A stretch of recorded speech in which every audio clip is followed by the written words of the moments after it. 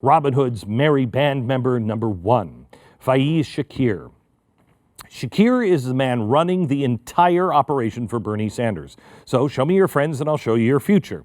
The Democrats completely missed the Clinton interview as a warning sign. And what they did is they said, well, let's bring him into the party. Then make him a rising star. His resume is insane if you're a leftist or a Democrat.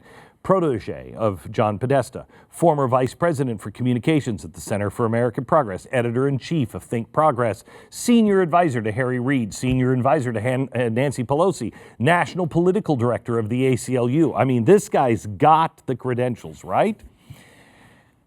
Well, he was put into the direct center for establishment Democratic power politics. He was the golden boy of the Nancy Pelosi's and Harry Reid and everybody else.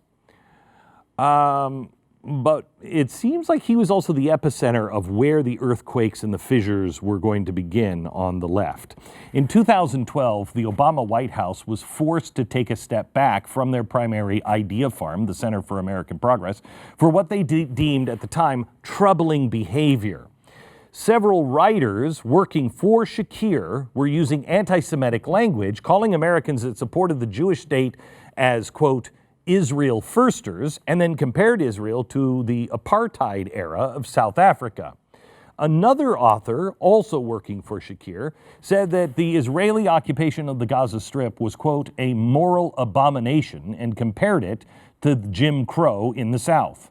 This was unprecedented for a Democratic administration to have anybody on their side saying these things and then to have to come out publicly and admit that their top think tank was spewing anti-Semitism. So Shakir moved on, and Cap went back to being the leading progressive policy advocate for the left.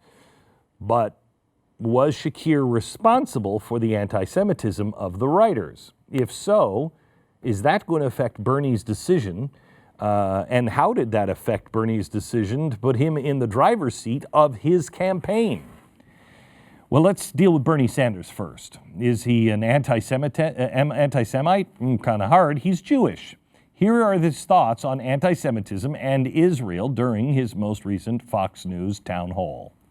Here is the point also. I'm Jewish. I lost my father's family, was devastated by Hitler. So this is an issue of some sensitivity to me.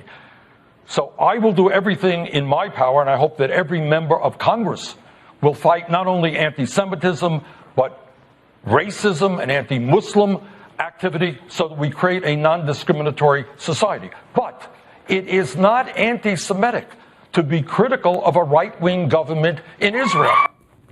I happen to agree with him on that last point. He's against anti-Semitism, but critical of the right-leaning government in Israel. That doesn't make you an anti-Semite. Okay, so that's out of the way. But let's go deeper into his campaign manager's history, because there's trouble here. While he was attending Harvard, Shakir was a member of the Harvard Islamic Society. They're affiliated with a group called the Muslim Students Association. If you don't know who they are, they were founded in 1963 by the Muslim Brotherhood, as in the terrorist group that founded modern-day jihadism. These are just a few of the names known terrorists that were members of the Muslim Students Association. Well, in 2000, Shakir co-chaired a fundraiser on campus. That fundraiser was for the Holy Land Foundation. Just 1 year later, the Holy Land Foundation would be indicted for being a U.S.-based financial arm for Hamas. And let's not forget, Hamas has only one purpose: to kill Jews and destroy Israel. That's it. Now, I'm not too sure what Bernie's barometer for anti-Semitism is, but this actually sounds pretty anti-Semitic. But we're not even close to being finished. In 2011, while he was still with the Center for American Progress, Shakir co-authored a piece called Fear Inc., The Roots of Islamophobia Network in America. Their goal was to show who was spreading Islamophobia and where they got their funding from. They focused on the people like Frank Gaffney, Robert Spencer, and Daniel Pipes. These people used to have careers until this man got a hold of them. But the overwhelming majority of the experts they blamed for the spread of Islamophobia are Jewish.